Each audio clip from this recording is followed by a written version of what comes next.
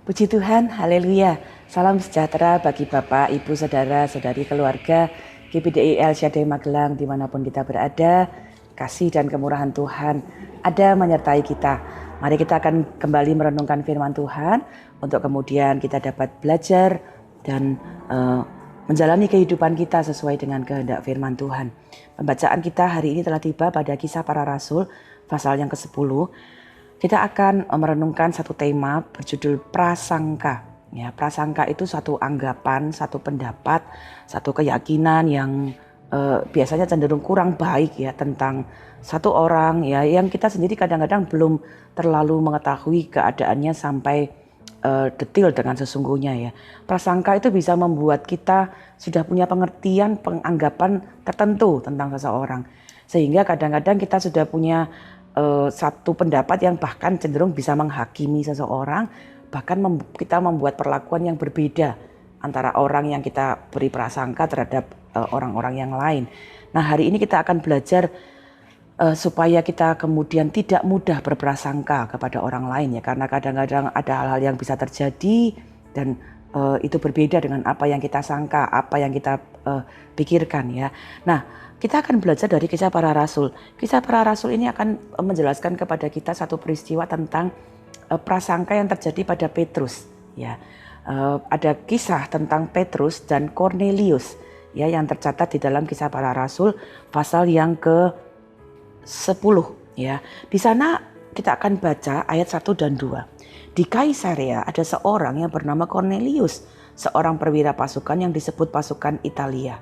Ia saleh. Ia serta seisi rumahnya takut akan Allah dan ia memberi banyak sedekah kepada umat Yahudi dan senantiasa berdoa kepada Allah.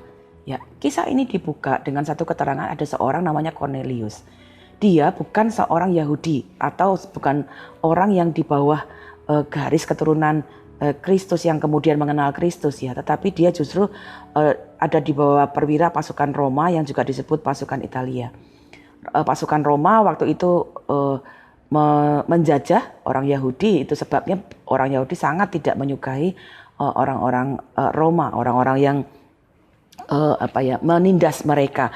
Nah, itu sebabnya kemudian Petrus juga di dalam pelayanannya ya, Petrus dalam Kisah Para Rasul kita melihat dia sudah mulai berkhotbah ya, mengabarkan Injil, dan Petrus mempunyai prasangka bahwa dia tidak perlu menyampaikan Injil kepada orang-orang yang bukan orang Yahudi.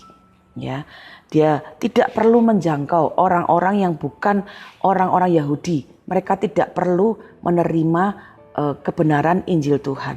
Ya, jadi dia berprasangka yang negatif terhadap orang-orang yang bukan orang Yahudi, dalam hal ini orang Roma, sehingga dia juga berpendapat mereka tidak layak untuk dapat menerima firman Tuhan, menerima berita Injil. Ya, itu kita bisa baca ayat 28 ya. Nanti kita lihat kisahnya bagaimana kemudian Cornelius ini ternyata dia seorang perwira Roma, tetapi dia ternyata kenal Tuhan. Dan Petrus kemudian dalam kisah ini, kalau Bapak Ibu sudah baca lengkap ya kisah ini, kemudian ternyata bahwa Petrus kemudian dalam satu penglihatan, bahkan juga ada penglihatan kepada Cornelius, bahwa Petrus ini kemudian justru diminta untuk bertemu dengan Cornelius. Ya, ayat 28, ketika Petrus bertemu dengan Cornelius ada kalimat demikian. Ia berkata kepada mereka, kamu tahu betapa kerasnya larangan bagi seorang Yahudi untuk bergaul dengan orang-orang yang bukan Yahudi atau masuk ke rumah mereka. Sampai di sini dulu. Ya, ada satu anggapan yang awalnya dimiliki oleh Petrus.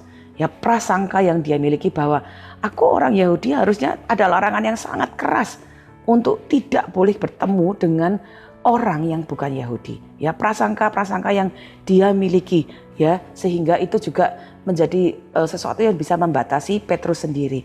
Tetapi kita melihat ya bahwa ternyata di tengah-tengah prasangka yang dimiliki oleh Petrus, dia kemudian mendapatkan peringatan Tuhan. Ya, peringatan Tuhan hadir bagi Cornelius dan Tuhan juga hadir bagi Petrus melalui malaikatnya, melalui penglihatannya untuk menunjukkan bahwa sesungguhnya Allah itu tidak memandang muka. Kita manusia cenderung berprasangka, kemudian menghakimi, menilai, lalu membeda-bedakan orang. Ya, memandang orang yang ini berbeda dengan yang lain karena prasangka kita. Tapi Tuhan menunjukkan bahwa Dia adalah Allah yang tidak membeda-bedakan.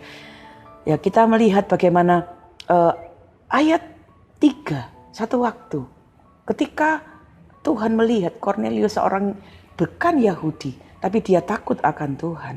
Kemudian apa yang terjadi kepada Kornelius? Kita lihat ayat 3 dan 4. Dalam suatu penglihatan kira-kira jam 3 petang, jelas tampak kepada Kornelius, seorang malaikat Allah masuk ke rumahnya dan berkata kepadanya, Kornelius. Ia menatap malaikat itu dan dengan takut ia berkata, ada apa Tuhan? Jawab malaikat itu, semua doamu dan sedekahmu telah naik ke hadirat Allah dan Allah mengingat engkau.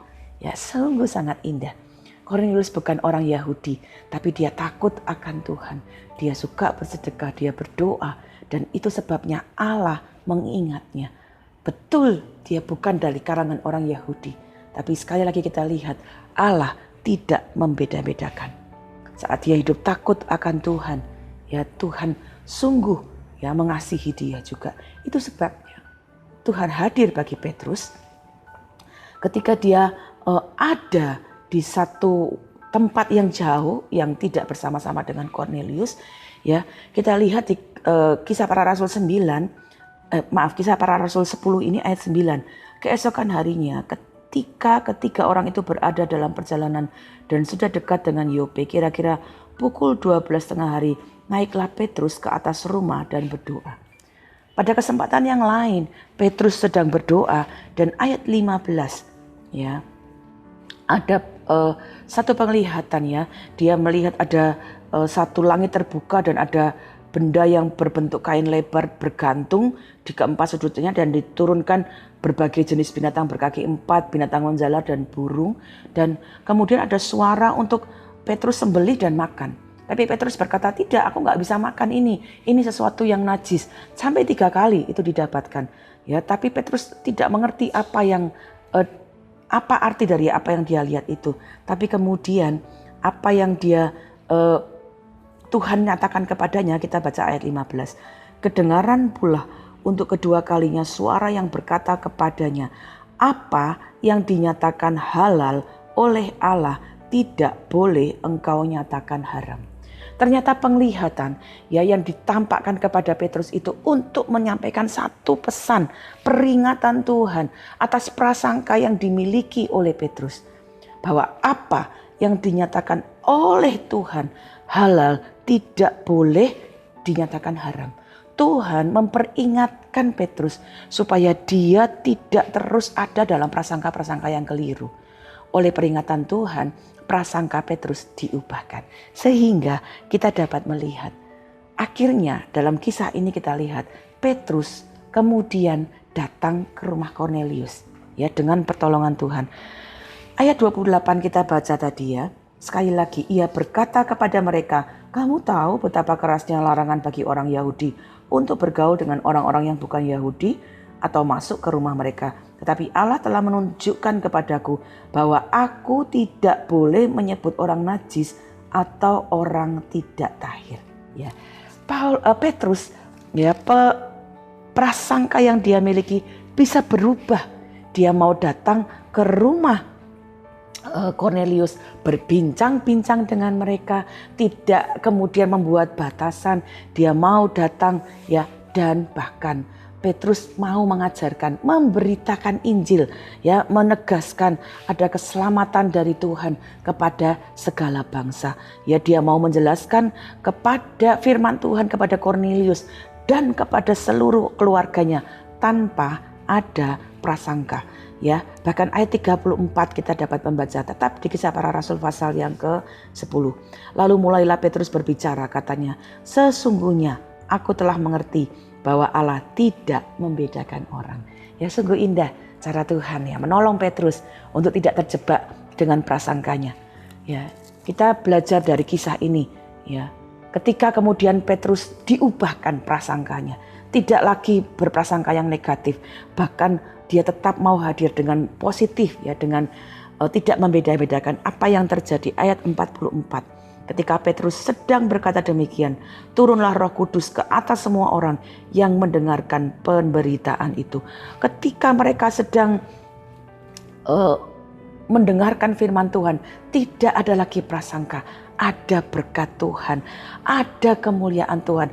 Mereka dipenuhi dengan Roh Kudus. Turun Roh Kudus ke atas semua orang itu. Ayat 45. Dan semua orang percaya dan dari golongan orang bersunat yang menyertai Petrus tercengang-cengang karena melihat bahwa karunia Roh Kudus dicurahkan ke atas bangsa-bangsa lain juga, ya. Mereka sungguh bersukacita, ya, karena dapat melihat, ya, orang-orang ini kemudian dipenuhi Roh Kudus. Bahkan ayat 48, mereka bukan hanya dipenuhi Roh Kudus, mereka dibaptis dalam nama Yesus Kristus. Ya. Ada kemuliaan, ada berkat yang mereka dapat rasakan, tapi juga ada kemuliaan bagi Tuhan. Ya, Tuhan sungguh dimuliakan ketika Petrus diubahkan dari semua prasangka yang negatif. Bapak Ibu, mari kita jadi anak-anak Tuhan yang juga belajar sebagai anak-anak Tuhan. Ya, Kristus sudah mengakhiri semua perbedaan, ya, di atas kayu salib. Di kayu saliblah Dia menyatukan orang-orang Yahudi, orang-orang yang bukan Yahudi. Oleh salib Kristus, kita yang dulunya seteru Kristus sudah diperdamaikan. Oleh sebab itu keselamatan harus diberitakan kepada setiap orang. Mari kita pun belajar tidak berprasangka satu dengan yang lain. Mari kita belajar mengasihi semua orang tanpa membeda-bedakan. Sama seperti Kristus sudah mengasihi tanpa membedakan. Mari kita belajar untuk mengasihi setiap orang tanpa prasangka. Supaya apa? Injil, berita sukacita dapat sampai kepada semua orang. Ketika kita berbuat baiklah kepada semua orang. Kita jangan mudah berprasangka kepada orang-orang tanpa kita mengerti, ya, latar belakang atau peristiwa sesungguhnya. Tapi jadi anak-anak Tuhan, ya, yang kemudian tidak membeda-bedakan satu dengan yang lain. Bahkan kita dapat juga menyampaikan berita Injil, berita keselamatan kepada setiap orang, ya. Yakobus pasal 2 memberikan kita satu catatan demikian. Yakobus 2 ayat yang pertama. Saudara-saudaraku, sebagai orang yang beriman kepada Yesus Kristus, Tuhan kita yang mulia, janganlah iman itu kamu amalkan dengan memandang muka. Sebagai orang-orang percaya, mari kita bagikan iman kita, ya, bukan saja kepada orang-orang percaya, tapi berikan iman kita, bagikan kasih Kristus kepada setiap orang yang ada di sekitar kita. Mungkin kita membagikan dengan apa yang kita dapat lakukan, perkataan kita, perbuatan kita, bahkan doa-doa kita. Jangan sampai prasangka kita menghalangi, ya, kasih Kristus itu dapat dinikmati oleh orang lain. Jadilah anak-anak Tuhan, sama seperti Kristus. Kita tidak membeda-bedakan orang dan membagikan kasih Kristus sehingga semua orang dapat mengenal Tuhan, semua orang dapat mengenal kasih Tuhan, dan dengan itu nama Tuhan dipuji dan dimuliakan. Amin. Demikian firman Tuhan yang dapat saya sampaikan. Mari bersama-sama kita berdoa. Bapa dalam surga, kami mengucap syukur melalui peristiwa yang kami belajar dari firman-Mu. Kami dapat belajar untuk tidak memiliki, tidak menyimpan prasangka yang negatif dalam hidup kami, yang dapat justru menghalangi firman-Mu, menghalangi kesaksian-kesaksian kami. Tapi tolong kami dapat memiliki kasih Tuhan, tidak memandang rupa, tidak membeda-bedakan satu dengan yang lain. Sehingga Injil Tuhan, kasih Tuhan dapat kami bagikan kepada siapapun juga. Kami berdoa berkati seluruh keluarga GBDI El Shaddai Magelang, supaya iman kami, kasih kami kepada Kristus dapat kami bagikan kepada setiap orang. Kami tidak mudah berprasangka yang negatif, tapi kami membagikan kasih Tuhan, melihat setiap orang sama seperti Tuhan, melihat mereka dengan kasih. Terima kasih Bapa yang baik, kami mengucap syukur. Tuhan beri kami kekuatan untuk mengerti firman-Mu dan melakukannya dalam kehidupan kami. Ya Allah, Engkau yang memanggil seluruh keluarga GBDI El Shaddai Magelang kepada persekutuan dengan anak-Mu, Yesus Kristus Tuhan adalah setia. Kami percaya Engkau yang juga akan terus dengan setia menyertai setiap langkah kehidupan kami. Kami mengucap syukur di dalam nama Tuhan Yesus Kristus. Haleluya. Amin.